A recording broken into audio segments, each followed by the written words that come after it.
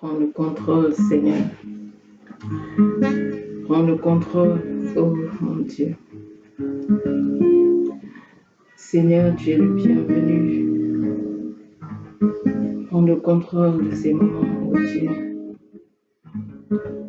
Je m'attends à toi, Seigneur. Sers-toi de moi, ô Yahvé. Sois le Dieu d'éternité. Ton trône est établi pour toujours. Laisse-moi t'adorer, Seigneur. Oh, laisse-moi, ô Dieu, te bénir. Laisse-moi te bénir, ô Père. Tu es mon papa. Parce que tu es mon papa, je t'invoque, je t'appelle à cet instant, Seigneur. Sans toi, je ne suis rien. Sans toi, je ne peux rien. Que le sang précieux de Jésus parle en ma faveur en cet instant. Que le sang précieux de Jésus me donne accès à ton trône. Seigneur, sers-toi de moi. Seigneur, utilise-moi. Oh Dieu, tu connais les besoins de ton peuple. Seigneur, réponds à une dame encore en ce jour. Réponds, Seigneur, à un monsieur en ce jour. Réponds à un couple en ce jour. Seigneur, tu as dit que lorsque nous t'invoquons, tu réponds. Tu es le Dieu qui nous donne au-delà de ce que nous te demandons, au-delà de ce que nous pensons. Me voici, Seigneur. Je t'invoque pour ton peuple, Seigneur. Je t'invoque, Seigneur.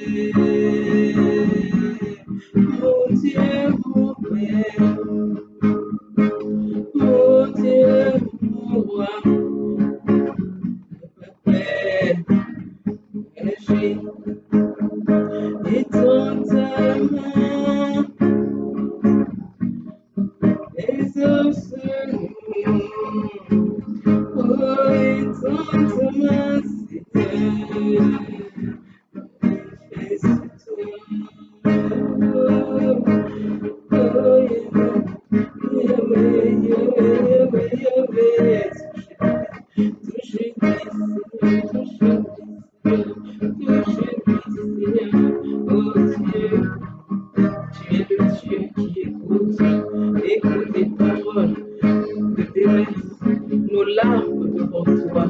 Tu es le Dieu qui nous exauce. Père, écoute les paroles de nos larmes, Seigneur, en ce jour. Père, c'est toi qui as promis. C'est toi qui as promis. C'est toi qui as promis de nous donner afin que notre joie soit parfaite. Nous voici devant toi, Seigneur. Sans toi, nous sommes rien. Exauce-nous, exauce-nous. Ce jour, agis, agis, agis encore. Tu es le Dieu de miracles et toute manifeste-toi. Oh Dieu de miracles, nous t'appelons Seigneur. Quand tu dis oui, personne ne peut dire non. Quand tu agis, qui s'y opposera, Seigneur? C'est toi que nous appelons. Toi le Dieu qui ne sommeille ni ne dort. Nous t'appelons. Nous levons les yeux vers les montagnes. D'où nous viendra le secours? Le secours nous vient de toi. Toi, l'Éternel des armées qui a fait les cieux et la terre. Le secours nous vient de toi. Le secours nous vient de toi, Seigneur. Ce n'est ni par nos armes physiques que nous pouvons combattre. Seigneur, agis. Agis, viens combattre, Seigneur, pour tes enfants. Viens combattre, Seigneur, en faveur de tes enfants. Viens combattre, Seigneur, que nous gardions le silence. Viens combattre que nous gardions le silence, Seigneur. Viens combattre que nous gardions le silence. Éternel, tu n'as pas changé. Tu n'as pas changé. Toi qui as fondu la mer Rouge et as fait passer le peuple d'Israël. Qu'est-ce qui est impossible à toi, Seigneur? Qu'est-ce qui est impossible à toi, ô Seigneur? Tu es le Dieu de toute impossibilité. Tu es le Dieu qui rend toutes choses possibles. Mon Dieu, mon roi, oh, nous t'appelons, toi le Dieu de toute possibilité. Seigneur, tu es le Dieu de l'impossible. Tu es le Dieu de l'impossible. Là où les hommes ont dit non, Seigneur, toi tu dis oui. Là où les hommes ont condamné, Seigneur, toi tu apportes la faveur. Tu n'es pas un homme pour mentir, ni un fils d'Adam pour te repentir. Ce que ta bouche dit, ta main l'accomplit. Ce que ta bouche dit, ta main l'accomplit. Tu es le Dieu qui sera d'accomplir sa parole. Parce que tu es fidèle. Parce que tu es fidèle. Tu es fidèle. Tu ne mens pas, Seigneur. Tu ne mens pas. Tout don parfait, tout cadeau excellent vient de toi, le Père de lumière, chez qui il n'y a point de changement, chez qui il n'y a point d'ombre de variation. Tu es le même hier, aujourd'hui et éternellement. Nos yeux sont sur toi, Seigneur. Nos yeux sont sur toi. Nous nous attendons à toi encore en ce jour. Nous nous attendons à toi, Seigneur. Toi le Dieu merveilleux, toi le Dieu qui brise les chaînes, toi qui brise les jougs, toi qui brise les jougs, brise les jougs dans une vie en ce jour, toi qui brise les jougs, brise les jougs dans une vie en ce jour, Seigneur, brise les jougs, brise les jougs. Brise le joug de la stérilité. Brise le joug de la stérilité, Seigneur. Oh, appelle la fertilité dans une vie. Appelle la fertilité dans une vie, Seigneur. Appelle la fertilité dans une vie en ce jour. Appelle la fertilité, Seigneur. Oh Dieu, manifeste-toi. Manifeste-toi, Seigneur. Glorifie ton nom. Glorifie ton Donne-nous encore, Seigneur, de nombreux témoignages de ton action, de nombreux témoignages de ton intervention, car tu es le Dieu qui agit.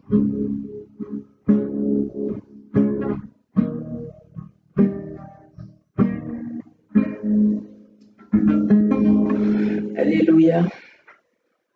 Je vous salue. Que la grâce de Dieu abonde dans vos vies en ce jour, une fois de plus.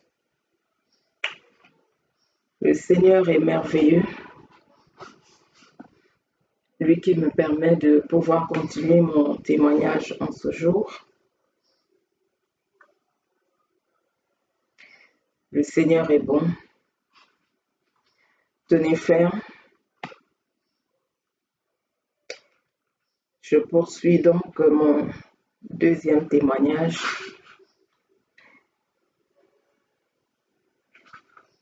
Et j'ai d'ailleurs écrit un livre en ce sens. Le blé est livré.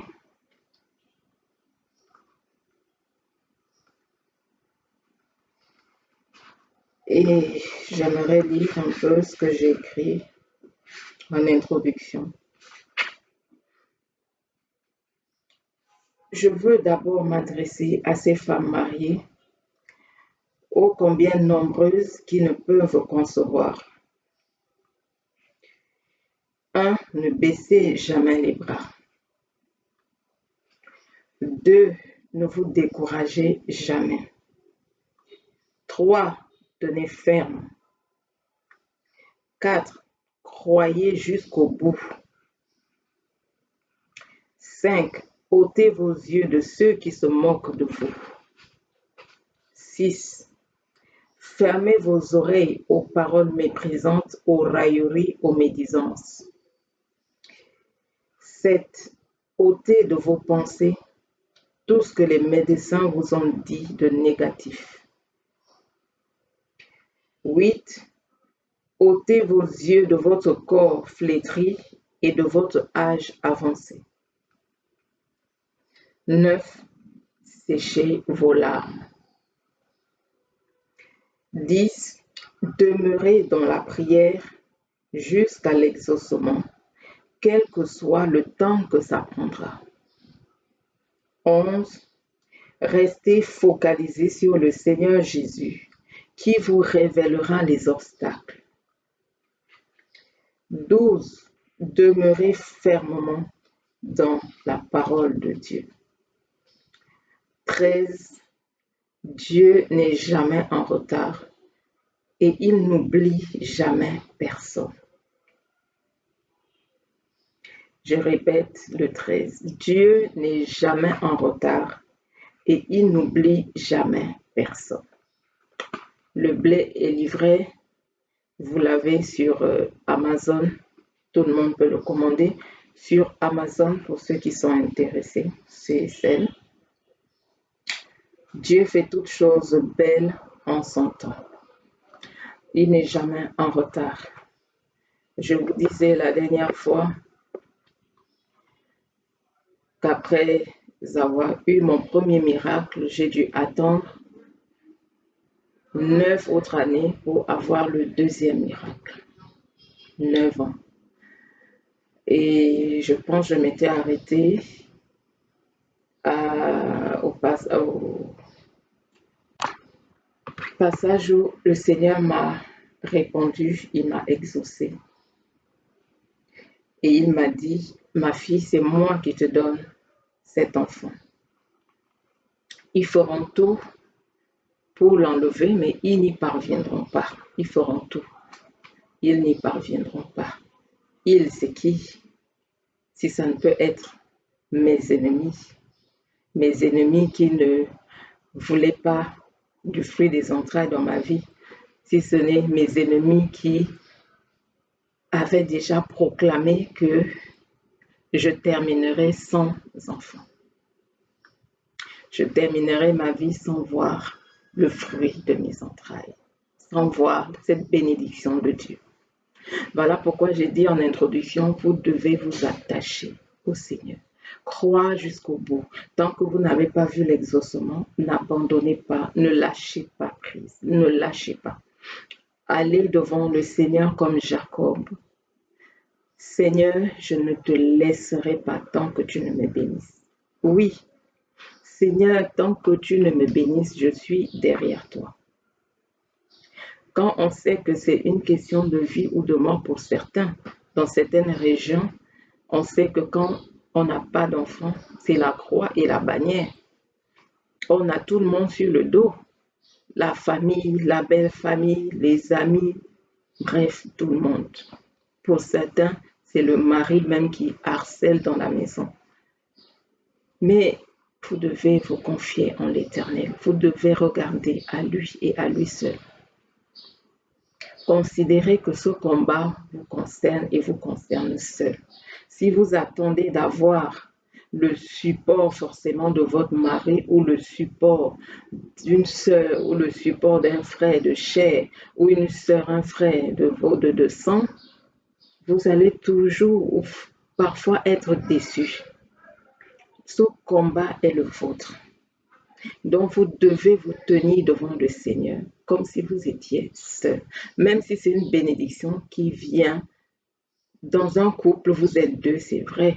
Mais considérez que vous êtes seul et vous vous battez. Généralement, si on regarde la femme, même si le problème vient de l'homme, donc même si ça vient de l'homme, vous la femme, si vous vous tenez devant le Seigneur, si vous harcelez le ciel, si vous demandez au Seigneur, vous allez obtenir ce que vous demandez. Vous allez obtenir. Regardez le nombre de femmes qui ont bouleversé l'histoire dans la Bible. Regardez le nombre de femmes. Regardez le nombre de femmes qui ont bouleversé l'histoire, qui ont changé le cours des vies. Regardez le nombre de femmes. Donc, tenez-vous sur la brèche. Ne regardez pas autour de vous. Considérez que vous êtes seul. Si vous avez le soutien de votre mari, gloire à Dieu. Si le soutien ne vient pas, bon Seigneur, je suis là devant toi. Si vous avez le soutien des bien-aimés de l'église de votre communauté, c'est bien. Si vous êtes seul, gloire à Dieu, Dieu m'écoute.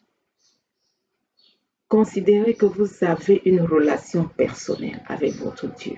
Allez devant lui comme son enfant.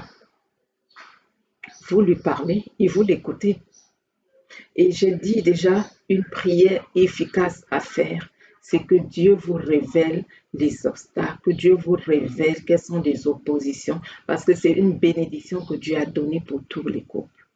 Le fruit des entrailles. Il dit c'est une bénédiction, c'est une récompense qu'il donne au couple. Une récompense, c'est dit dans la parole de Dieu.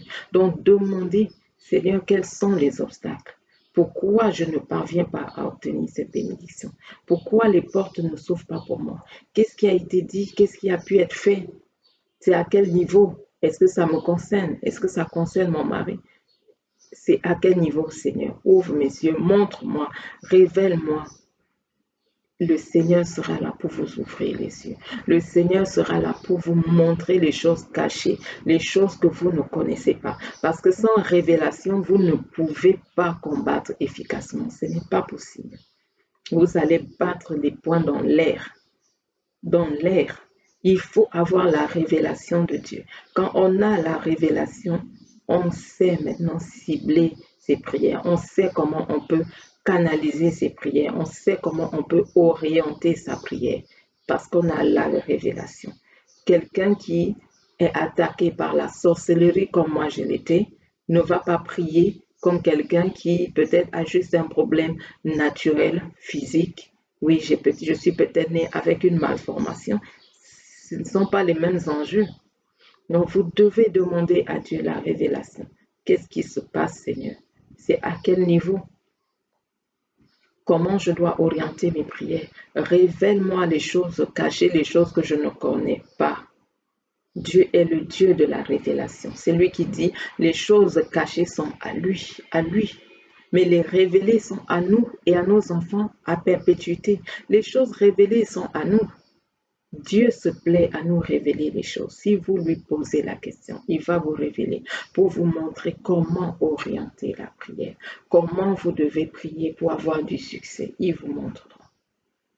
Donc je disais, j'avais à peine conçu de mon deuxième miracle que les problèmes se sont alors accentués. Des insomnies, des attaques de toutes parts, impossible de dormir le jour, impossible de dormir la nuit, de se reposer, impossible. Si je parviens à dormir, c'est des cauchemars à n'en plus finir. Des cauchemars à n'en plus finir. Et je ne faisais que prier, mais sans voir grand-chose. Sans voir grand-chose. Mais le Seigneur est fidèle. Il m'a soutenu. Jusqu'au 5e mois, j'étais là. Chaque mois, je devais passer 3 jours minimum au lit, complètement couché. 3 jours minimum chaque mois. 3 jours. Je suis totalement allongée. Impossible de faire le moindre mouvement. Impossible. Si je me tourne à gauche, les douleurs. Je me tourne à droite, les douleurs. Je veux me coucher. Je ne peux pas me coucher sur le ventre à cause de la rondeur. Je ne peux pas me coucher sur le dos parce que je ne parviens pas à respirer correctement. Donc, vous imaginez un peu, c'était affreux. Les douleurs. J'étais même incapable de m'asseoir pour pouvoir suivre les réunions. Impossible. Pouvoir m'asseoir, compliqué. 3 jours chaque mois au lit. Et pour me lever du lit, seulement pour aller me soulager aux toilettes, je pouvais passer, je ne sais pas, 10, 15 minutes seulement la chambre jusqu'aux toilettes. Pourtant, c'est pas loin. Je devais marcher lentement. J'avais l'impression d'avoir, je ne sais pas moi, des tonnes de pierres ou mélangées de clous. Je ne sais même pas comment expliquer ce qui m'arrivait. Dans le ventre, des douleurs atroces. Un jour, j'avais tellement mal sur le côté droit que péniblement, je suis allée chez ma gynéco qui n'habitait pas loin de la maison et qui justement a témoigné de ce glorieux miracle parce que le jour où elle m'a vue là pour la première fois, sa première question c'était « Madame, comment vous avez fait pour concevoir? Je vois votre dossier médical et comment vous avez fait? Vous étiez chez quel gynéco? Quel médicament il vous a prescrit ?» J'ai dit « Madame, ça c'est la gloire du Seigneur. Ça c'est la gloire de Dieu, c'est pas l'œuvre d'un être humain, c'est pas l'œuvre d'un homme. » Et vous voyez par rapport au témoignage que je donnais précédemment, si j'avais pris des médicaments, qui aurait été glorifié en ce moment? Je ne voulais pas ce témoignage-là. Donc voilà que je la vois. Elle me fait une échographie. Je dis, j'ai mal là. Je pointe où j'ai mal. Elle met son appareil, elle cherche, elle dit, regardez vous-même l'écran. Il n'y a rien à ce niveau. Elle l'appuie, j'ai très mal, mais on ne voit rien à l'échographie. Elle me donne des médicaments. Bon, écoutez, rentrez chez vous. Si vous avez mal, prenez ces médicaments et tout. Je les pose là. Elle m'a dit, bon, je vais vous donner un truc de fort quand même. Tenez du Spasfon en suppôt. Je rentre chez moi. 3 jours tous les mois, couché. En dehors de ça, des attaques de toutes parts. Que ce soit dès que je dors, des mauvais rêves, les oppressions. Parfois, quand je dormais, même si je me couche l'après-midi, une simple sieste, vous allez m'entendre hurler ou gémir. Parfois, il y avait du monde. Oh là là. Mais j'étais gênée. J'ai commencé à ne même plus dormir quand il y avait du monde. Parce que vous imaginez, vous êtes là, vous dormez et subitement, vous allez faire non, parce que les attaques en ont plus. Je me défendais même dans les rêves. Je le sentais. Mais comment expliquer ça? Autour de toi, tu vois, peut-être les gens ne peuvent pas avoir la foi que vous avez ou ne peuvent pas comprendre ce par quoi vous passez. Parfois, le combat, il faut le mener seul. Donc, j'étais là à combattre, prier, mais surtout à rappeler au Seigneur ce qu'il m'a dit. Seigneur, c'est toi qui as dit que tu m'as donné cet enfant et que personne ne pourra me l'enlever. C'est toi qui l'as donné, c'est toi qui agis, c'est toi qui t'es glorifié. Tu m'as dit qu'ils feront tout, ils n'y parviendront pas. Donc je te fais confiance, Seigneur. Tu es au contrôle, vas-y. Je lui rappelais souvent ça. Je ne sais pas combien de fois par jour, mais je lui rappelais constamment cela. À 5 mois, donc, une sœur qui venait prier avec nous dans notre cellule de prière à la maison, elle arrive un jour, elle me voit dans des douleurs. Je vous dis, c'est pour ça qu'il faut faire attention aux paroles qui sortent des gens autour de vous. Elle arrive et elle me dit, oh ma sœur, tel que je te vois là, c'est comme ça que mon cas, vraiment, c'est comme ça que ça s'était passé. Et après, à 5 mois, j'ai perdu ma grossesse. Oh, je t'assure, les douleurs sont affreuses. Tiens, bon, mais je dis, mais c'est pas possible. Directement, j'ai repoussé, j'ai chassé ces paroles qui venaient d'être libérées. Le diable n'est pas bête. Ne pensez pas que parce que vous avez tout autour de vous des chrétiens qui ne peuvent pas mettre dans la bouche de quelqu'un une parole ou inspirer quelqu'un à venir vous dire certaines choses pour vous abattre. Si j'avais accepté ces paroles dans mon esprit, qu'est-ce qui allait se passer? J'allais commencer à dire oui, comme elle a dit, que ça se passe toujours comme ça, de violentes douleurs et après c'est le fœtus qui sort. J'aurais accepté ces paroles et ça allait se réaliser. J'ai dit non, ça c'est pas ma portion. Non, ça c'est pas pour moi ça. Je refuse, je renonce à cela. Moi, Dieu m'a dit, il m'a donné un enfant. Ils feront tout, ils ne parviendront pas à l'enlever. Point final. Je n'y ajoute rien, je n'y retranche rien. Seigneur, accomplis ta parole. Ça a poursuivi tous les mois, 3 jours au lit. Je ne sais même pas pourquoi 3 jours. Mais tous les mois, 3 jours au lit. 3 jours au lit. Pas moyen de bouger. Pas moyen de faire quoi que ce soit. Des douleurs atroces. 24 heures sur 24. Un matin, je suis là. Et Seigneur, j'en peux plus avec ces douleurs. J'envoie ma ménagère qui était là, une dame qui m'aidait. Je dis, écoute, donne-moi mes médicaments qui sont posés sur la table. Et là, le Seigneur me dit, ben, ma fille, tu n'as pas besoin de médicaments là. En ce moment, tu as besoin de prière. C'est dans la prière dont tu as besoin. C'est là que j'ai dit, waouh, j'ai besoin plutôt de prière. Ok. C'est là que je décide donc de chasser tout esprit derrière les douleurs. Je chasse jusqu'à ce que la douleur est partie subitement. Jusqu'à l'accouchement, je n'ai plus eu cette douleur-là. Vous imaginez. Pourquoi est-ce que je ne priais pas comme ça avant? J'ai laissé passer le premier, deuxième, troisième, quatrième, cinquième mois, sixième mois, septième mois, comme ça dans les douleurs. Pourquoi? La paresse, la négligence spirituelle. Quand Dieu dit, prenez vos armes, combattez, on est là, on veut pleurnicher. On est là. Seigneur, fais quelque chose. Fais. Seigneur, touche-moi. Seigneur, non. Dieu t'a donné l'autorité. Dieu t'a donné déjà l'autorité. Quand Dieu dit, domine au milieu de tes ennemis, et qu'au lieu de dominer, tu acceptes ce qu'ils ont à te donner. Accepte la douleur. Au lieu de te lever, chasser la douleur. Au lieu de te lever, chasser ce qui arrive. Mais je vais vous dire pourquoi ça se passe comme ça. Généralement, il y a un travail en amont que l'ennemi fait. Il va venir semer d'abord quelque chose en nous durant notre sommeil.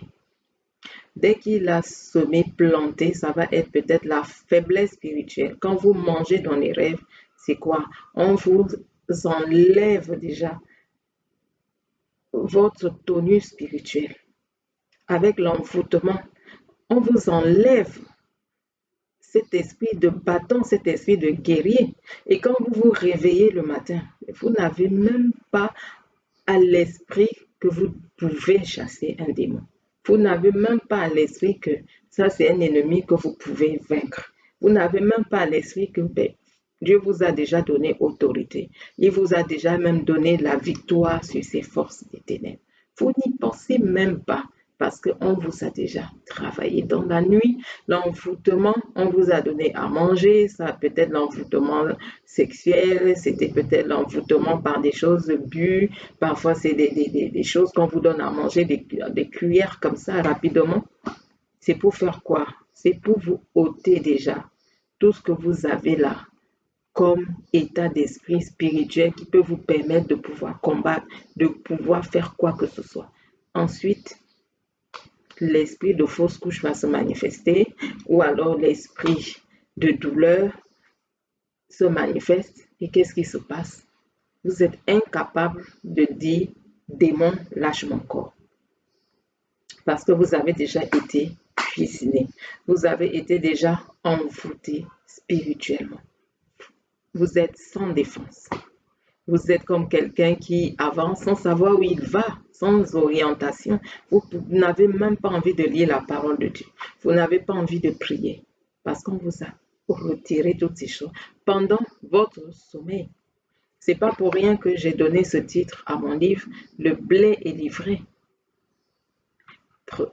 En prenant le texte de Matthieu 13 qui parle justement de l'ennemi qui vient semer l'ivraie au milieu du blé pendant que les gens dorment.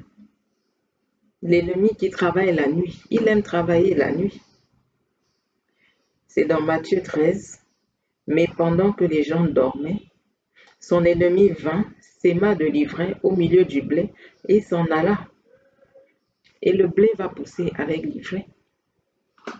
Quand le blé pousse avec l'ivraie, qu'est-ce qui se passe? L'ivraie va étouffer le blé. L'ivraie étouffe le blé pendant une bonne période. C'est après que le blé maintenant peut pousser plus que l'ivraie. Et après, on peut tailler. On arrache le blé et on taille le reste. Mais quand l'ivraie est semée en même temps que le blé, il n'y a aucune différence entre les deux semences. Vous voyez les deux pousser ensemble, vous ne pouvez pas distinguer. C'est pour ça que dans cette parabole, Dieu dit, laissez-les pousser ensemble. Parce que si vous allez là maintenant pour tailler l'ivraie, vous allez aussi tailler le blé. Laissez-les pousser ensemble. Vous devez être sur la brèche, vous devez veiller. Savoir comment prier après les mauvais rêves. Savoir comment prier. Je pense avoir déjà fait une vidéo là-dessus. Ne pas négliger ses rêves. Et quand on les néglige par paresse spirituelle, on les néglige parce que peut-être on est fatigué, la grossesse nous fatigue, ou telle chose, où il y a la chaleur, où il y a des problèmes, il y a ci, où il y a ça. Je vous ai dit récemment que les problèmes les plus, je dis, qui m'ont vraiment fait du tort dans ma vie spirituelle sont arrivés dans ma vie pendant que je sommeillais. Bon, ce n'est pas forcément le sommeil physique, mais sommeillais, donc tu n'es plus alerte spirituellement, tu n'es plus sur la brèche, tu n'es plus au top spirituellement. Et c'est là que l'ennemi en profite pour venir mettre ce qu'il avait déjà planifié, prévu pour vous mettre à terre. Attention, Jésus n'a pas dit en vain, je le dis à tous, veillez. Veillez et priez afin de ne pas entrer en tentation. Veillons et prions. Veillons et prions. On n'a pas le droit au moindre, je vais dire, repos du genre, oui, je vais prendre 3 jours de vacances, bon, je ne prie plus, je ne lis plus la parole, je n'ai plus de communion avec Dieu. Non, même si tu prends tes vacances là, que ce soit des temps où tu es davantage en communion avec le Seigneur parce que tu n'as pas d'autre chose à faire, ou davantage tu parles avec Dieu, davantage tu écoutes, tu l'écoutes, davantage tu lis la parole, davantage tu pries. C'est les moments même, peut-être je suis malade, comme récemment couché au lit, que je parle plus à Dieu. Je passe plus de temps à louer, je passe plus de temps à lire la parole. Si je ne peux pas lire parce que je n'arrive même pas à ouvrir les yeux, je lui parle et je l'écoute. Je loue, je chante intérieurement, même si je ne peux pas ouvrir ma bouche pour louer, je chante intérieurement parce que c'est des moments où nous sommes faibles. Que l'ennemi profite pour mettre n'importe quoi en nous, n'importe quoi. Attention, attention. Donc, je me suis retrouvée comme ça. C'était jusqu'au 9e mois avec des nausées. Juste la veille de l'accouchement, c'était toujours des nausées. Et quand le travail a commencé, j'ai attendu toute la nuit. Le lendemain matin, je suis allée aux toilettes avant d'aller à l'hôpital. Je me rends compte que là, j'évacue un liquide vert. J'ai entendu plouf. Un liquide vert qui s'écoule. Bon, quand vous êtes préparé, comme je vous ai dit, pour moi, bon, c'est rien de grave. Un liquide vert est sorti, un liquide vert est sorti. Bon, ok, on s'en va à l'hôpital. Mais heureusement que je n'avais pas tiré la chasse et que mon mari est venu derrière moi, a vu ce liquide vert. Et il a su directement ce qui se passait et a commencé à prier. Moi, j'étais là dans mes... Donc, il a commencé à prier. Liquide vert qui sort, liquide amniotique tout vert, ça veut dire quoi? Que le fœtus est en détresse respiratoire. Il ne respire plus bien. Et ça, c'est une urgence chirurgicale. Il faut absolument opérer pour évacuer le fœtus. Heureusement que lui, il était alerte et qu'il priait pour ça. J'ai passé donc toute la... Alors, j'étais allée à l'hôpital vers 6 heures du matin. J'ai passé toute la journée. Le travail était tellement lent qu'on m'a même déplacé, changé de pièce. Bon, tu vas attendre à côté, mais c'était lent toute la journée et des douleurs impossibles. Impossible. J'étais la seule peut-être à pleurer dans cette salle-là. Je ne sais pas. Incroyable. Je dis, c'est pas possible. Qu'est-ce qui se passe? Même les hommes qui arrivaient là dans le centre allaient me dire, Madame, oh, Madame, courage. Je pleurais, je vous dis, à chaud de larmes.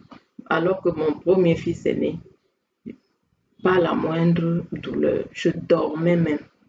Je dormais. On me demandait, mais cette femme, elle est vraiment en travail. Allez vérifier. Il venait vérifier, voyez, oui, elle est en travail, ça évolue. Mais je dormais.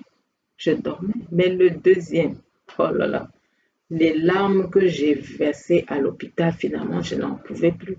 Moi qui tiens parfois tête face à la douleur, non, là, non, non, non. Je mets mon honneur de côté. Là, c'était les pleurs, et ma voisine aussi a suivi. Donc, nous étions deux là à pleurer. Je dis, ok. Elle est arrivée plus tard, peut-être vers les 19h, 20h. Et ce n'est que vers 22h passées que j'ai pu accoucher. Mais avant, on m'avait déjà installé tout ce qu'il fallait pour m'amener rapidement au bloc. Je saignais tellement que il y avait une infirmière là qui m'avait surnommée la pisseuse. C'est-à-dire, à chaque contraction, le sang qui jaillissait, mon Dieu, ça faisait peur. Donc, on m'avait tout installé, tout était prêt pour une transfusion sanguine, tout était prêt pour m'amener rapidement au bloc opératoire. Tout était là, installation. Je ne sais pas comment ils appellent, je ne veux pas dire n'importe quoi, mais tout était là, installé. Des fils partout, bon, il faut des prêts. Voilà pour l'aiguille pour la transfusion, voilà l'aiguille pour la perfusion. Mais pour la perfusion, ça passait déjà, j'étais déjà perfusée. Waouh! 22 heures passées. Et durant toute cette journée, je ne sais pas si j'ai chassé un saint démon, je ne m'en souviens pas. Mais j'étais faible, j'étais faible, j'étais faible. 22 heures, le Seigneur s'est glorifié. Le bébé est né sans problème. Sans problème, mais j'avais aidé les médecins. J'avais aidé les médecins, je n'en pouvais plus. J'ai dit, bon, toi là, maintenant, tu vas sortir. J'ai tellement poussé, et quand on pousse avant le temps, c'est dangereux pour les femmes qui ont accouché, elles le savent. C'est dangereux de pousser avant le temps, parce que si ce n'est pas prêt,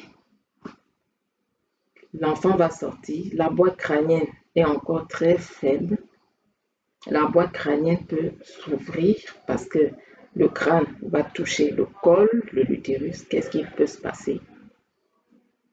ça peut s'ouvrir. C'est très, très dangereux de pousser le fœtus avant le temps. Mais moi, j'en avais marre. J'ai dit, tu vas sortir maintenant. J'ai poussé. Et si vous regardez mon fils, de ce côté, je pense que c'est du côté droit, il a une marque là. Quand on lui coupe les cheveux, si vous regardez, là, c'est bien enfoncé. C'est bien enfoncé comme ça, là. Donc, c'est là que ça a heurté certainement le col de l'utérus parce que j'ai poussé, j'ai forcé. Là, tu sors maintenant, j'en ai marre de souffrir. Il est sorti. Je rends grâce au Seigneur, je le bénis. J'espère que ce témoignage vous fera du bien et vous permettra de pouvoir vous battre pour obtenir ce qu'il vous a promis. Même s'il ne vous a pas parlé directement, Dieu n'a pas besoin de vous apparaître pour vous parler. Il est dit dans la parole, le fruit des entrailles est une bénédiction. C'est une récompense de l'Éternel. C'est lui qui donne. Croyez, même si ce n'est que ce verset que vous avez à l'esprit. Croyez en cela et accrochez-vous. Accrochez-vous. Je suis joignable par Messenger si vous avez besoin de prière, si vous avez besoin d'autres édifications, exhortations. Écrivez-moi sur mon Messenger et je réponds avec plaisir. Que Dieu vous bénisse et à très bientôt pour une autre vidéo.